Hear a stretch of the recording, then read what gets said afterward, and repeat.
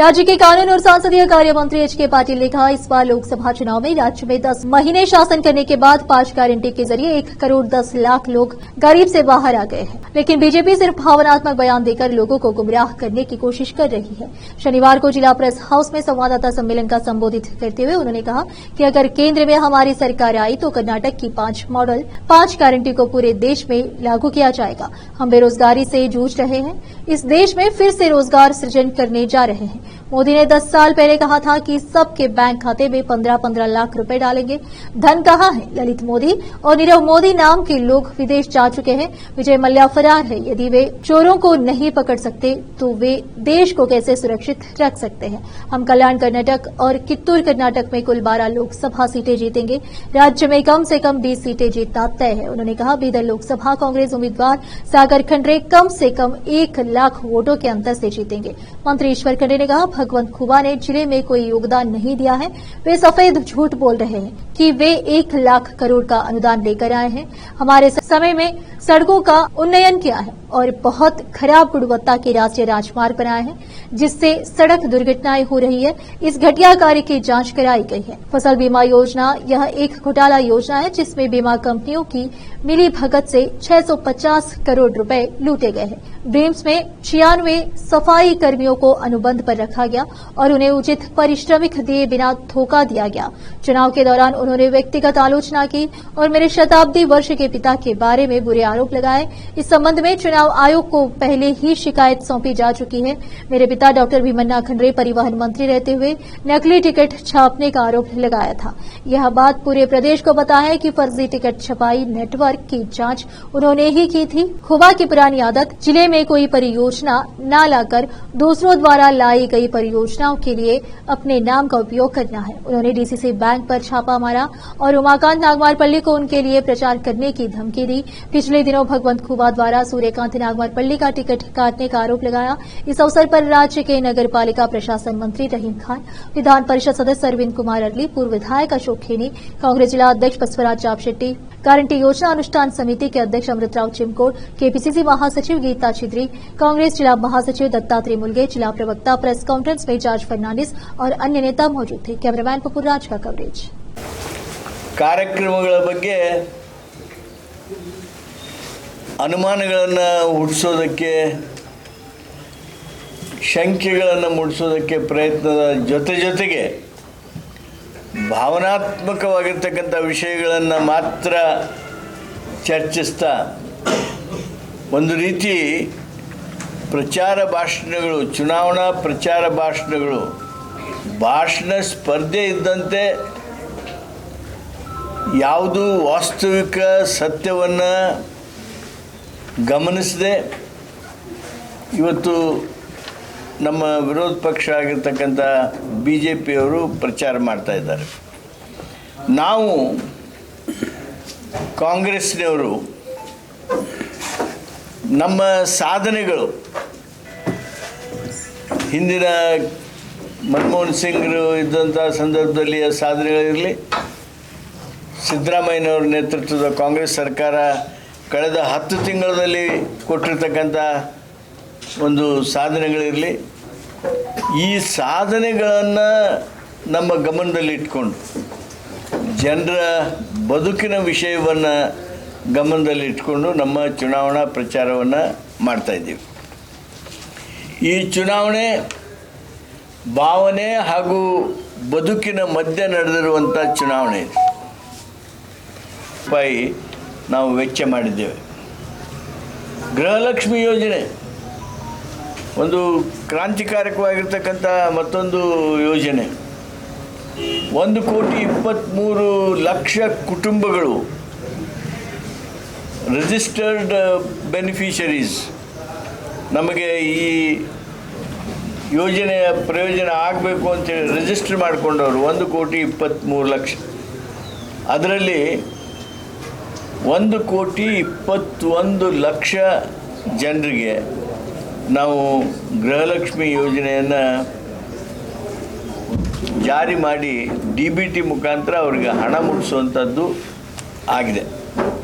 ಅಂದರೆ ಇಲ್ಲಿವರೆಗೆ 17,500 ಕೋಟಿ ರೂಪಾಯಿಯನ್ನು 17,500 crores ನಾವು ಇದಕ್ಕಾಗಿ ಹಣವನ್ನು ಬಿಡುಗಡೆ ಮಾಡಿದ್ದೇವೆ. ಅಷ್ಟನ್ನು DBT ಮುಖಾಂತರ ಜನರಿಗೆ ಮುಟ್ಟಿಸಿದ್ದೇವೆ. ಅನ್ನಭಾಗ್ಯ, ಈ ಅನ್ನಭಾಗ್ಯ ಯೋಜನೆ ರಾಜ್ಯದ 4,40,00,000 ಜನರಿಗೆ ಪ್ರಯೋಜನ ನೀಡ್ತಾ ಇದೆ. 1,28,00,000 ಕುಟುಂಬಗಳು, 1,28,00,000 ಕುಟುಂಬಗಳಿಗೆ ನಾವು ಈಗಾಗಲೇ ಈ ಅನ್ನಭಾಗ್ಯದ ಪ್ರಯೋಜನ ನೀಡಿ 44,411 ಕೋಟಿ ರೂಪಾಯಿನ ಇದಕ್ಕಾಗಿ ವೆಚ್ಚ ಮಾಡಿದ್ದೇವೆ.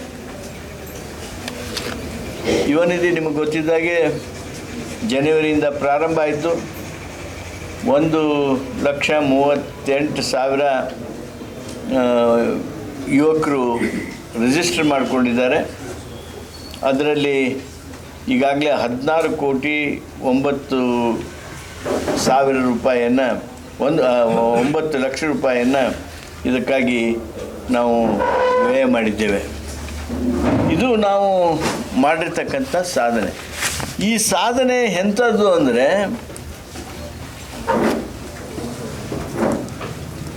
for the first time in the history of administration of any government,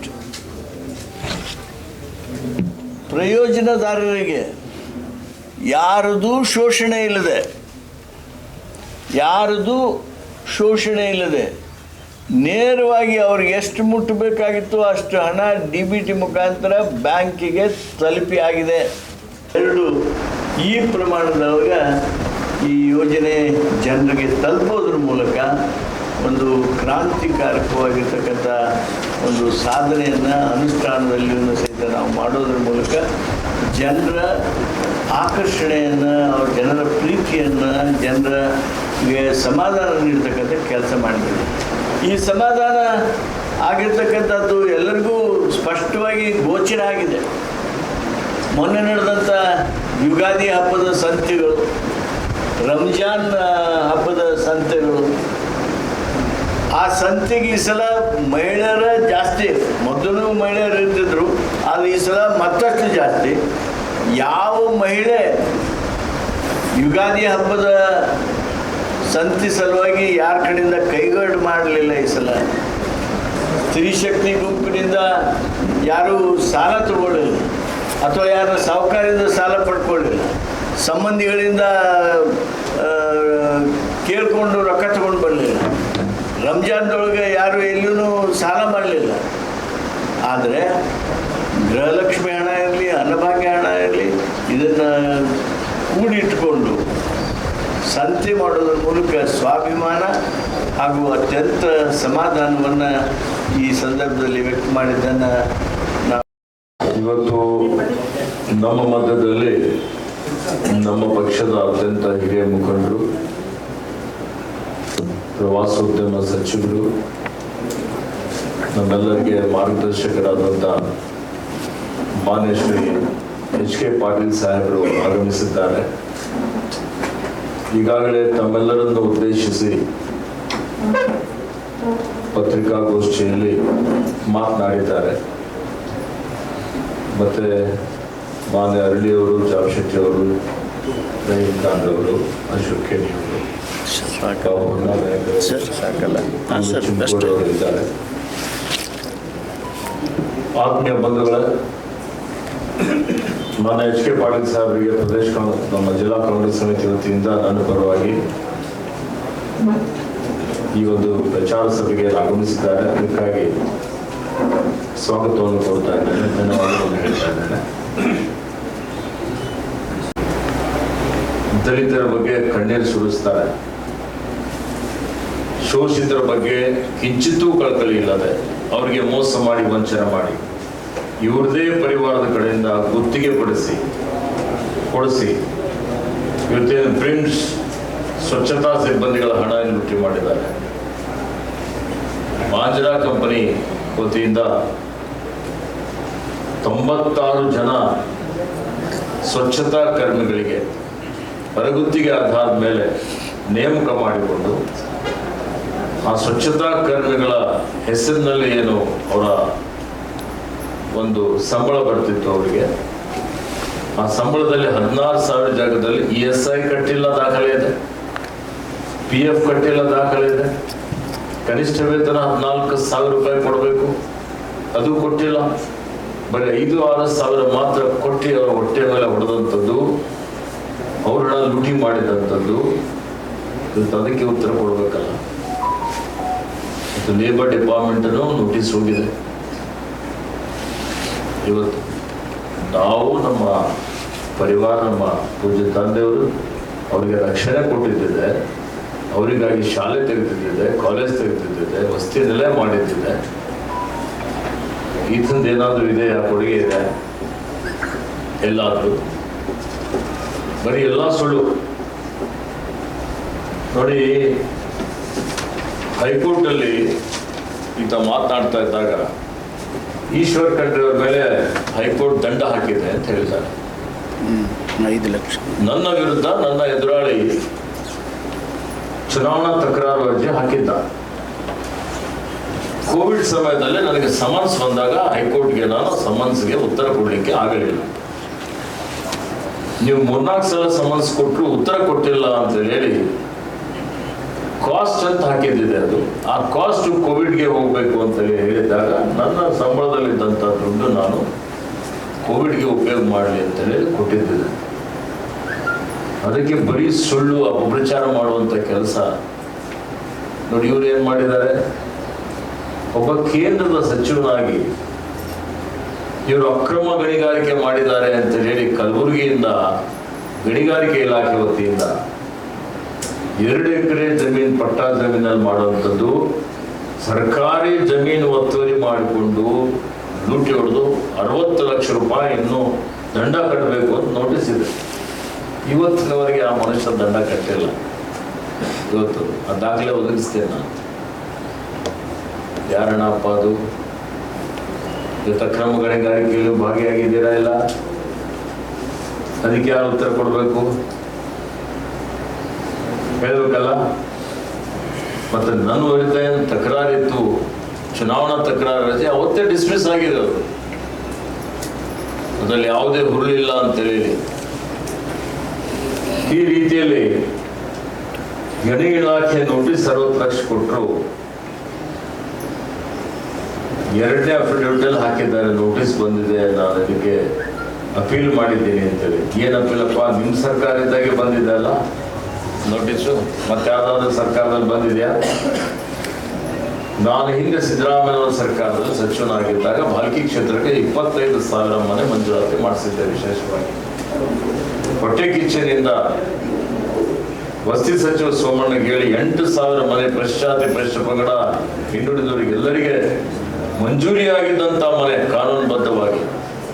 ಇದು ಬರೀ ಕಾಂಗ್ರೆಸ್ಸಿಗರಿಗೆ ಮಾತ್ರ ಕೊಟ್ಟಿದ್ದಾರೆ ಅಂತ ಹೇಳಿ ಅವರ ಕಂತನ್ನು ತಡೆ ಹಿಡಿದು ಇವತ್ತವರಿಗೆ ಅನ್ಯಾಯ ಮಾಡಿ, ಮೋಸ ಮಾಡಿ, ವಂಚನೆ ಮಾಡಿ. ಇವರು ಸರ್ಕಾರ ಹೇಳಿದ್ದೇನು, ಬಿಜೆಪಿ 2022 ಒಳಗಾಗಿ ಎಲ್ಲರಿಗೆ ಸೂರು ಕೊಡ್ತೀವಿ, ಪಕ್ಕಾ ಮನೆ ಕೊಡ್ತೀವಿ, ಅದಕ್ಕೆ ವಿದ್ಯುತ್ ಕೊಡ್ತೀವಿ, ನಲ್ಲಿ ನೀರು ಕೊಡ್ತೀವಿ, ಮಂಜೂರಿ ಮಾಡಿದಂಥದ್ದು ಅತ್ತೆ ಹೋಯ್ತು. ರಾಜ್ಯ ಸರ್ಕಾರ ಕೊಟ್ಟಂತ ಮನೆ, ಆ ಮನೆಯನ್ನು ಕಸಿದುಕೊಂಡು ಇವತ್ತು ಬಡವರ ಶಾಪ ಇವತ್ತು ನಿಮಗೆ ಹತ್ತೋದಿಲ್ವಾ? ಅದ್ರ ಬಗ್ಗೆ ಉತ್ತರ ಕೊಡ್ಬೇಕಾಗಿತ್ತಲ್ಲ. ಟ್ರಾನ್ಸಾಕ್ಷನ್ಸ್ ಎಲ್ಲ ಬಂದ್ ಮಾಡಿ ಏನಾಯ್ತು ಅಲ್ಲಿ? ಏನಾದ್ರು ಅದ್ರಲ್ಲಿ ಇದು ಮಾಡಿದಾರ? ನೋಡಿ, 4 ತಿಂಗಳಲ್ಲಿ NPA ಆಗಿದೆ, 800 ಕೋಟಿ ಒಂದೇ ಸಂಸ್ಥೆಗೆ ಕೊಟ್ಟಿದೆ ಅಂತ ಹೇಳಿ ಇವತ್ತು ಹೊಸ ಆಡಳಿತ ಮಂಡಳಿ, ಹೊಸ ಅಧ್ಯಕ್ಷರೇ ಅದ್ರ ಬಗ್ಗೆ ತನಿಖೆ ಮಾಡಿಸ್ತಾ ಇದ್ದಾರೆ. ಇವತ್ತು ಯಾವುದೇ ರೀತಿಯಲ್ಲಿ ಚುನಾವಣಾ ಆಯೋಗ ಜಿಲ್ಲಾಧಿಕಾರಿಗಳ ನೇತೃತ್ವದಲ್ಲಿ ಯಾವುದೇ ಸಹಕಾರಿ ಸಂಸ್ಥೆ ಇರ್ಬೋದು, ಅಲ್ಲಿ ಹೆಚ್ಚುವರಿ ಟ್ರಾನ್ಸಾಕ್ಷನ್ಸ್ ಆಗಲಿ, ಸಾಲ ಕೊಡುವಂಥದ್ದಾಗಲಿ ಮತ್ತೇನ ಇದ್ರೆ ನಿಗಾ ವಹಿಸಿದೆ ಎಲ್ಲ ರೀತಿಯಲ್ಲಿ. ಇಂಥ ಸಂದರ್ಭದಲ್ಲಿ ಇವತ್ತಲ್ಲಿ ಒಂದು ಸಾಲ ಅಡ್ವಾನ್ಸ್ಮೆಂಟು ಇಲ್ಲ, ಕೊಟ್ಟೇ ಇಲ್ಲ, ಮತ್ತೆ ಯಾವುದೇ ರೀತಿಯ ಟ್ರಾನ್ಸಾಕ್ಷನ್ಸ್ ಆಗಿಲ್ಲ. ಅಂಥದ್ರಲ್ಲಿ ಏನಾಯ್ತು? ಏನ್ ಸಿಕ್ತು? ಯಾರು ಹಿಂದಿದ್ದಾರೆ ಆಮೇಲೆ ಬರುತ್ತಲ್ಲ, ಏನ್ ಅಕ್ರಮ ಇದೆ ಅದಕ್ಕೆ ಹೇಳಿದೆ ನಾನು, ಷಡ್ಯಂತ್ರ ಏನಪ್ಪಾ ಅಂದ್ರೆ, ಹಿಂದೆ ಯಾರಿದ್ದಾರೆ ಅಧ್ಯಕ್ಷ? ಹಿಂದೆ ಯಾರಿದ್ರು? ಉಮಾಕಾಂತ್ ನಾಮಪಲ್ಲಿವರಿದ್ರ.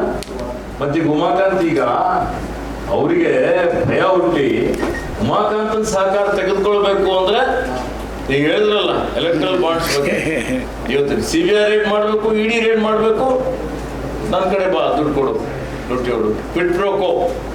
ಅದೇ ರೀತಿಯಲ್ಲಿ ಇವರು ಇಲ್ಲಿ ಹೆದರಿಸಿ ಹಿಂದಿನ ಅಕ್ರಮಗಳೆಲ್ಲ ನಾನು ತೆಗಿತೇನೆ, DC ಬ್ಯಾಂಕಲ್ಲಿ ಕ್ರಮ ತೆಗೆದುಕೊಳ್ತೀನಿ, ಕೊಡಿಸ್ತೀನಿ ಅಂತೇಳಿ ಹೇಳಿ ಈಗ ಅವರಿಗೆ ಬ್ಲಾಕ್ ಮೇಲ್ ಮಾಡಿ, ಯಾವ ಮನುಷ್ಯ ಸೂರ್ಯಕಾಂತ್ ನಾಮಪಲ್ಲಿ ಟಿಕೆಟ್ ಯಾರು ಕಟ್ ಮಾಡಿದ್ರು ಹೇಳಿ, ಉತ್ತರ ಕೊಡಿ. ಯಾರು ಕಟ್ ಮಾಡಿದ್ರು?